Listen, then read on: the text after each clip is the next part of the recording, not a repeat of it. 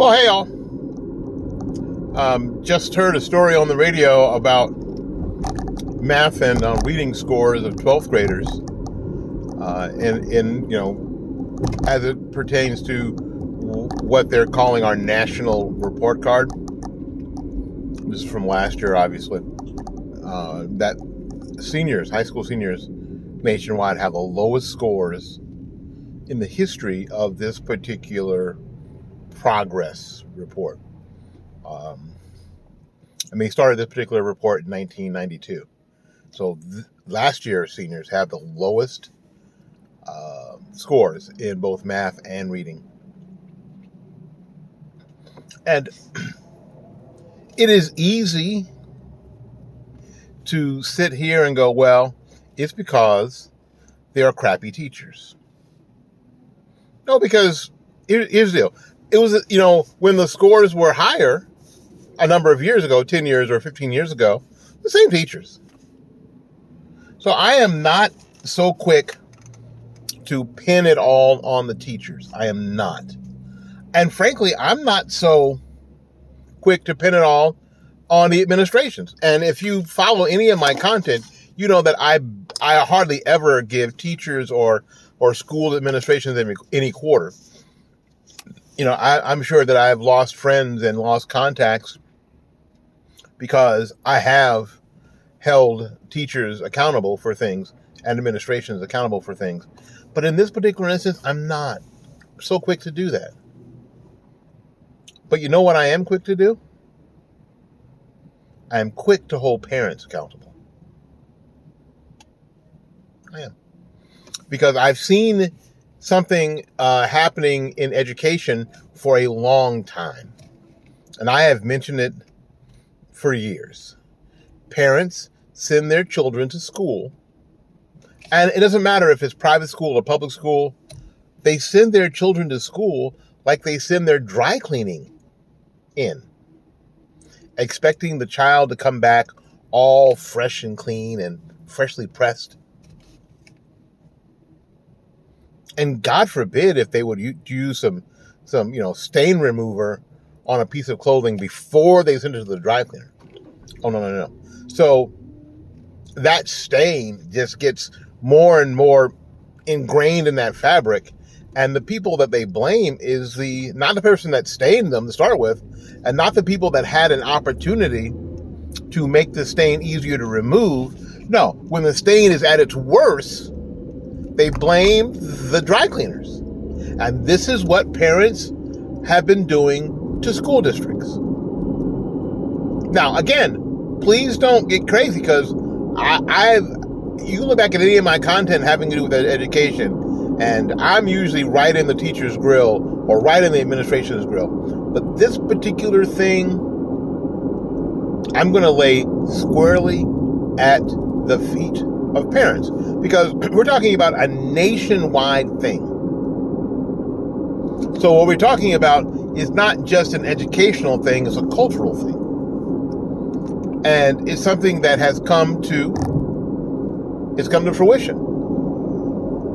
If you don't, as a parent, get yourself involved in your child's education, then eventually they won't do as well. And I'm not just talking about writing the check for the book fair. I'm talking about when they get home. And I'm not talking about just asking the question, did you get your homework done? Well, you got to start there. But what you didn't do was say, let me see your homework. Let me sit down with you and go through your homework with you. You didn't. You weren't available to ask questions. You didn't have time. You bailed out. You abdicated your responsibility. And your children suffered. And now they're getting the blame for it. And now their teachers are getting the blame for it. And now administrations are getting the blame for it. When you were the stopgap, actually you were the first gap and the stopgap to make sure that your child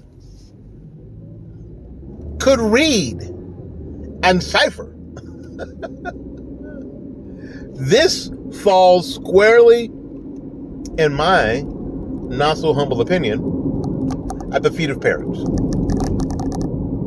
Because we have been sold this idea that everything is better if you leave it to professionals. So I'm not a teacher, so I'm not going to try to help my fourth grader. I don't know anything about that fourth grade math. That's beyond me. BS. Get in there. So if you don't want this trend to continue,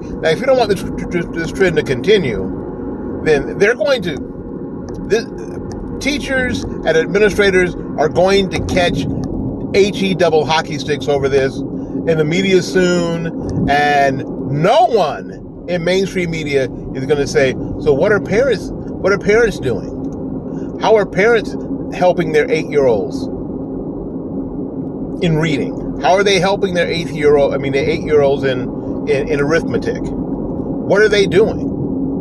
How are they sending their children to school? How's the raw material that teachers are getting? Is that raw material better or worse than it was 15, 20, 30 years ago? This falls at the feet of parents. Parents don't want to hear that crap, but you know what? Part of being grown.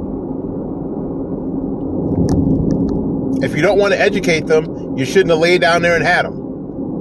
Just saying. Thanks for spending some time with my rant. Check out more of this content on my YouTube channel, fightbackmedia.com, Fightback Media Group, and the Morning Report. Go ahead and subscribe, share, comment, all that stuff. Share this video with your friends. Share it with a teacher. Share it with a parent. And if you don't know about resources to help you, especially with your elementary child, let me know in the comments. We'll find some stuff together. Till we see you again, go out there and learn something, love somebody, and for goodness sakes, y'all take care of yourself. We'll see you when we see you. Bye-bye now.